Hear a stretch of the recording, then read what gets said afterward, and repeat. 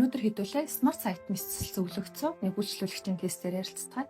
Smart Site Message болвол нүдний гадна эвэрлэг бүрхүүлийн зах хэсэг дээр 2-4 мм-ийн жижигхэн нүх үсгэж цэцлэгтэй мэсцэл хийгддэг хаалганы төрөлд ордог.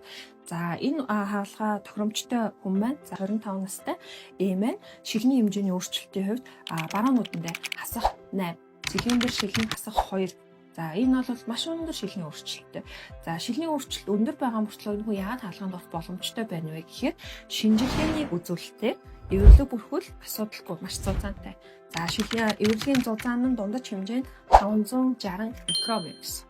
За энэ хүний 560 микронтой эвэрлэг бүрхүүл дээр нь хасах 8 болон хасах 2-ын цилиндр шилний өөрчлөлтийг нэг удаагийн оролдоор бүрэн засах боломжтой гэж шинжилгээний хариу гарч байгаа. За мэдээч нүдний дотор хэсэг болон эвэрлэгийн бусад шинжилгээнүүдээр ямар нэгэн асуудал эрсдэл байхгүй эрүүл нүд гэсэн. За энэ хүмүүс яагаад Smart Site вэ гэхээр шилийн хэмжээ өндөр байх тусам Smart Site мэслийн өөрөөр нь онцлог нь эвэрлэг бүрхүүлийн дунд буюу 3 дугаар давхаргаас таны шилний өөрчлөлтөд тэнцэх хэмжээний эвэрлэгийн эд гэдэг зүйлийг жижиг цэцгээд сууд гаргаж авдаг гэсэн. Smart Site Message-дээр энэ үйлчлүүлэгч шиг шилний хэмжээ өндөр байх юм бол дунд бүрхүүлээс ав эдний хэмжээ илүү зузаан байдаг учраас мэсцэл ямар нэг метр өндрүүл эсэлгүй явах боломжтой байдаг гэсэн.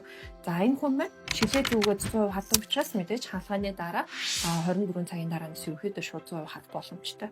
За энэ Smart Site Message-ийн онцлог маань болохоор яг саяны хэлсэн байдалтай жижиг цэцлэгтэй байдаг учраас хаалганы дараа та урт хугацааны гамбах шаардлага байхгүй.